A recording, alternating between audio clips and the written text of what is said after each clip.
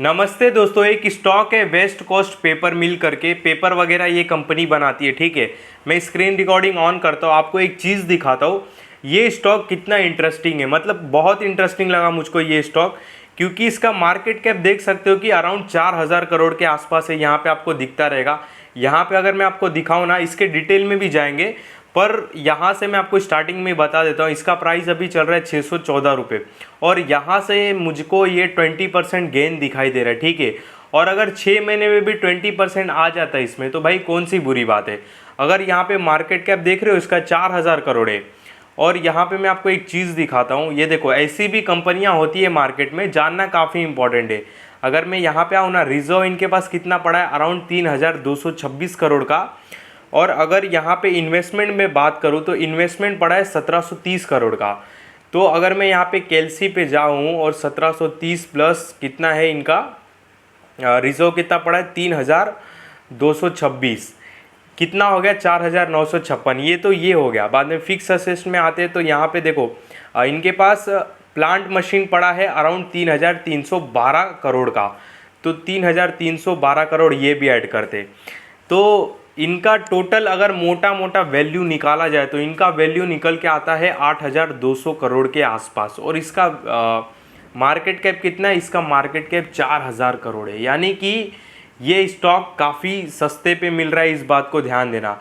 अगर मैं यहाँ पे आपको दिखाऊं, इसका बुक वैल्यू देखो 490, अराउंड 500 रुपये के आसपास का बुक वैल्यू है। रीज़न क्या है, रीज़न यही है कि इनके पास जो प्लांट मशीन है वो कितने का है, 3,390 करोड़ के आसपास का है। इनके पास रिजर्व अराउंड 3,200 करोड़ के आसपास का पड़ा है, और इनकी खुद की इन्वेस्टमेंट है 1,700 करोड़ के आसपास का। ठीक है, अभी तो मैंने लैंड, जो इनके पास ज़मीन वगैरह पड़ा है, उसका मैंने वैल्यू नहीं निकाला। ठीक है, उसका वैल्यू नहीं, जो इनके पास फर्नीचर वगैरह होंगे उसका वैल्यू नहीं निकाला है। जो इनका मार्केट में ब्रांड होगा, ये एक ब्रांडेड है वेस्ट कोस्ट पेपर मिल, इसकी वैल्यू मैंने नहीं निकाली। तो ये सारी कंपनी ना काफ़ी मुश्किल से बनती है, और ये सारी जो कंपनी है ना, फ्यूचर में मतलब बोलते हैं ना, छप्पड़ फाड़ के ग्रोथ है, मतलब अनगिनत ग्रोथ है ऐसी कंपनी की। रीज़न क्या है, मैं रीज़न भी बताऊंगा। स्टार्टिंग में आपको मेन पॉइंट बता दिया, अब थोड़ा डीप में समझेंगे। यहाँ पे देख सकते हो ये पेपर वगैरह बनाती है। अगर मैं इसका PDF ओपन करूँ, प्राइस के ऊपर भी चलेंगे और मैं बताऊंगा कि क्यों लग रहा है यहाँ से 20% गेन दिखाई दे रहा है। ईजी एकदम, वो भी 6 महीने में भी आ जाए तो कोई बड़ी बात नहीं। यहाँ से 20% बोले तो यहाँ से 120, यानी कि 700 750 रुपया हो सकता है 6 महीने में, कोई बड़ी बात नहीं है। इस वीडियो में कोई भी बाय सेल का कॉल नहीं, ध्यान देना, आगे बढ़ने से पहले ही बता दे रहा हूँ। इसके रिजर्व और नेट प्रॉफिट पे भी और अच्छे से बात करेंगे, पर एक बार ये PDF ओपन हो जाए और मैं आपको दिखा देता हूँ इनका प्रोडक्ट क्या है, जिसके वजह से फ्यूचर में इनकी ग्रोथ अनलिमिटेड ग्रोथ है। मतलब कोई रोक नहीं है, कोई भी रोक नहीं है। इस बात को ध्यान देना। और इनका अगर कॉम्पिटिटर भी कितना भी बड़ा होने दो, इनका बिजनेस कभी ठप नहीं होगा। रीज़न क्या है मैं आपको बताऊंगा, रुक जाओ। ROC देखो 29 का है, ROE देखो 23 का है। एक बार PDF ओपन हो जाए ना, तब आपको काफ़ी अच्छी तरीके से समझ में आएगा।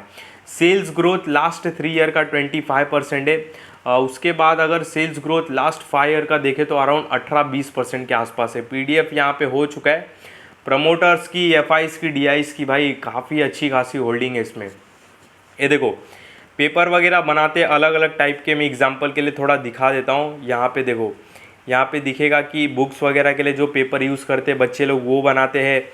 जो बैंक्स वगैरह में पेपर वगैरह यूज़ करते वो सारे पेपर्स भी बनाते हैं, हाई क्वालिटी के बोलते हैं उनको। यहाँ पे देखो लिखा भी रहेगा, graft specially for the high tech business. High tech business means जो स्कूल के बच्चे पेपर वगैरह पे लिखते हैं, और जो बैंक्स वगैरह में चेक वगैरह यूज़ होते हैं, ये पेपर सारे बनाते। ठीक है, बाद में लिफाफा हो गया, कप्स हो गए हमारे, कप्स के बाद जो बॉक्स की पैकिंग रहती है उसमें जो पेपर यूज़ होता है वो भी ये बनाते हैं, उस टाइप के भी। बाद में यहाँ पे इन्होंने अपना पेपर का ब्रांडिंग वगैरह दिखा रहे, और दिखाता हूँ मैं आपको, टेंशन नहीं लो, रुक जाओ। और हाँ देखो, यहाँ पे ये सारे पेपर जो यूज़ होते लिखने विखने में, ये, और नीचे देखो लिखा भी है security high value grades paper, मतलब वही चेक वाला जो मैंने आपको बताया।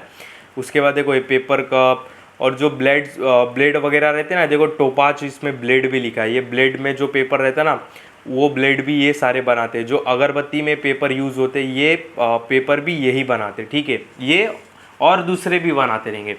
देखो, जब भारत नहीं, वर्ल्ड में ही समझ जाओ, जब दुनिया में इंटरनेट बढ़ा, मोबाइल की डिमांड बढ़ी, कंप्यूटर बढ़े, कंप्यूटर की डिमांड बढ़ी, तो एक ना न्यूज़ आ गई कि भाई अब पेपर का यूज़ काफ़ी कम होगा, क्योंकि अब सारी चीज़ें ऑनलाइन हो गई। अगर आप ऑफिस में भी जाओ, कहीं पे भी जाओ, म्यूनसिपाल्टी में या बीएमसी ऑफिस में जाओ, या कोई भी आपके ऑफिस में जाओ, तो ज़्यादातर आपको वो ऑनलाइन काम करते हुए दिखेंगे। अगर कुछ आप उनसे कुछ डिटेल भी लोगे, तो वो ऑनलाइन ही देख के आपको बता देंगे कि आपकी ये सारी डिटेल है। मतलब बुक वाला लगभग ज़माना चला गया, पर है अभी पे भी, ठीक है। मतलब धीरे धीरे क्या हो रहा है कि जो पेपर का यूज़ होता है ना, ये क्या बिज़नेस वगैरह में, वो धीरे धीरे कम हो रहा है। बिज़नेस मीन्स ये जो ऑफिस वगैरह में हो रहा है वो कम हो रहा है, ठीक है। अभी बीच में एक रिसेंटली न्यूज़ आया था, जो बड़े बड़े म्यूनसिपाल्टी कॉरपोरेशन वाले वो क्या कर रहे हैं कि सारा जो पेपर वर्क पहले, जिससे मतलब जो पहले पेपर वर्क पे ही होता था, सबका नाम वगैरह रजिस्ट्रेशन, तो वो सारे ऑनलाइन कर रहे। तो ऑनलाइन जब किए ना, तो ये लाखों रुपए के इन्होंने पेपर भेज दिए, ठीक है। तो ऐसा देख के क्या बहुत नेगेटिव निकल के आता है न्यूज़, मतलब इस स्टॉक के लिए, क्योंकि ये पेपर वगैरह बनाता है। अब लोगों के दिमाग में क्या आ गया रहेगा कि सारा ऑनलाइन का ज़माना हो गया, मतलब फ़ोन आ गए और बाद में कंप्यूटर आ गए, तो पेपर कम यूज़ होंगे, तो क्या स्टॉक का ग्रोथ है कि नहीं। ये तो एक पर वो हो गया, एक तो वन साइड हो गया इसका। अब हम दूसरा साइड देखते। कभी भी आप मैकडी में या ऑनलाइन ऑर्डर करते रहोगे, तो आपको आजकल सारे डिलीवरी पेपर में आते रहेंगे। अगर मैं बात करूँ मैकडी की, तो मैकडी में जो बर्गर जब हम ऑर्डर करते तो पेपर में रब होके आते। अगर हम सैंडविच लेने जाए तो वो पेपर में रब होके आते। अगर मैं आपको ऑनलाइन बात करूँ, तो ऑनलाइन आप कितना भी मंगाओ, वो फुट्टे वगैरह में ही रब होके आते, ठीक है। और उसके बाद जो पेपर कप रहते, ग्लास, वो पेपर के ही यूज़ होते, ज़्यादातर वही यूज़ होते। प्लास्टिक के आपको बहुत कम दिखते रहेंगे। तो इनकी डिमांड कभी ख़त्म नहीं होने वाली, इस बात को ध्यान देना। उल्टा एक रिपोर्ट की माने तो, अगर आप जाके न्यूज़ भी देख लेना, कि 2013-14 में जब ये कंप्यूटर और मोबाइल का चलन ज़्यादा हुआ ना, तो एक रिपोर्ट सामने निकल के आई कि उल्टा पेपर की डिमांड और बढ़ गई। क्यों? क्योंकि सरकार ने भी और वर्ल्ड में भी ना एक बात फैल गई कि भाई इन्वायरमेंट को बचाओ, पन्नी यूज़ कम करो। अब पन्नी यूज़ कम करो, तो उसकी जगह पे क्या यूज़ करें? उसकी जगह पे पेपर यूज़ करना पड़ेगा। इसके लिए आप देखते रहोगे ना कि आपको पेपर में सारे रब होके पार्सल आते रहेंगे। ऑनलाइन अगर अमेज़ॉन का आप ऑर्डर करोगे ना, तो आपको टेप भी पेपर का मिलेगा।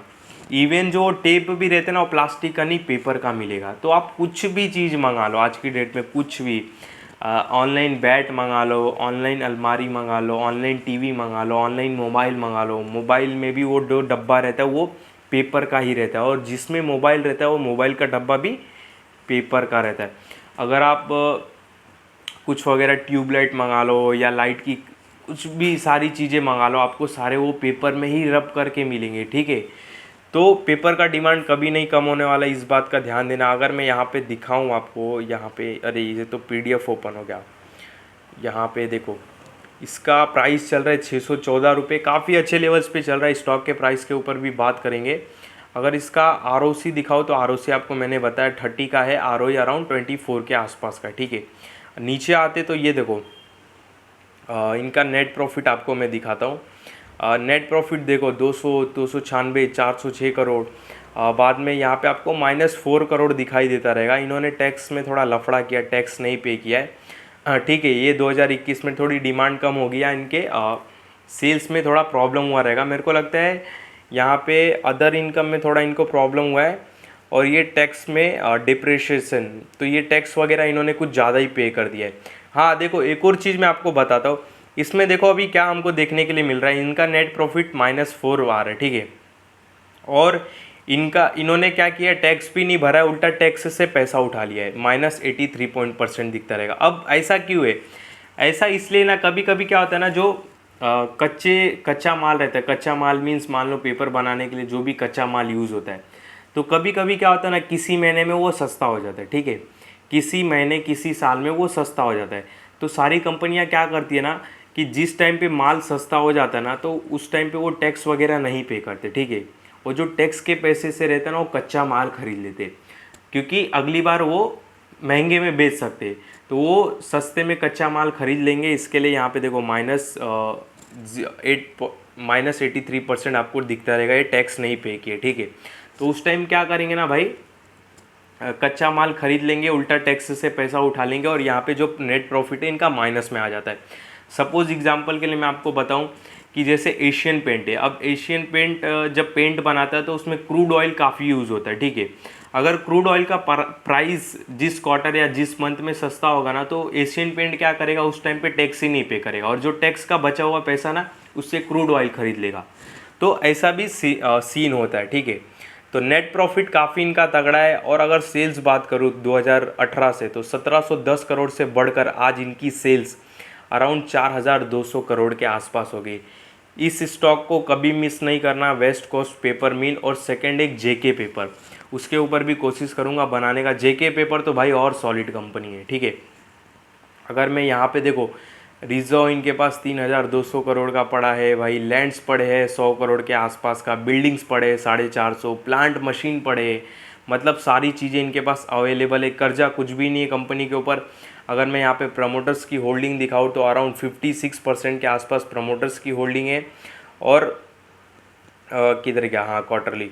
और एफ की होल्डिंग अराउंड 7.5% के आसपास है। डी की होल्डिंग अराउंड 7.19% के पास होल्डिंग है। और यहाँ पे पब्लिक में होल्डिंग है 28% के आसपास। और इस पब्लिक में से एक HNI कैटेगरी के बंदे ने होल्ड किया है, मुकुल अग्रवाल सर ने शायद होल्ड करके रखा है, मुकुल महावीर अग्रवाल। इन्होंने भी इस स्टॉक को 1.67% होल्ड करके रखा है। तो भाई शॉर्ट टर्म के लिए बोलो, लॉन्ग टर्म के लिए बोलो, स्टॉक काफ़ी तगड़ा है, ठीक है। एक साल में चला नहीं है, पर जिस दिन ये चलेगा उस दिन कोई नहीं चलेगा, इस बात का ध्यान देना। और पेपर की डिमांड कम कभी नहीं होगी, इस बात को ध्यान देना। आप कोई भी आज चीज़, कोई भी प्रोडक्ट खरीद लो, कोई भी प्रोडक्ट आप घर पे लेके आ जाओ, आपको एक पेपर ज़रूर उसमें देखने के लिए मिलेगा, ठीक है। और आपके जैसे, हमारे जैसे करोड़ों लोग हैं, रोज़ करोड़ों शॉपिंग कर रहे हैं, और हर शॉपिंग वाली चीज़ में भाई पेपर यूज़ होता ही है, आप देख लो, ठीक है। अब बात कर लेते हैं स्टॉक के प्राइस के ऊपर। यहाँ पे मैंने इसका चार्ट तो ओपन कर दिया है। यहाँ पे देखो रिसेंटली ना काफ़ी अच्छी खासी इसमें बाइंग देखने के लिए मिली थी। अगर मैं दिखाऊँ ना एक बार यहाँ पे अगर प्राइस रेंज, तो देखो यहाँ से स्टॉक यहाँ कितना 23% की इसमें बाइंग हुई थी, ठीक है। इसको मैं हटा देता हूँ। तो इसमें बहुत अच्छी खासी बाइंग हुई थी, और जिस लेवल से ये बाइंग हुई थी ना, अगर मैं एक यहाँ पे ड्रॉ करूँ लाइन, 574 के लेवल से इसमें बाइंग हुई थी। और स्टॉक अराउंड अभी 600 रुपये के आसपास ही चल रहा है, 613, ठीक है। अगर मैं एक यहाँ पे लगाऊँ ना, किधर गया प्राइस रेंज, इसका करंट प्राइस पे चल रहा है, उस पर भी मैं मार्क कर देता हूँ, यही है ना, ठीक है। इसका सपोर्ट भी यही रहेगा 574 का, ध्यान देना, क्योंकि यहीं से ये बार बार पलटा है ऊपर।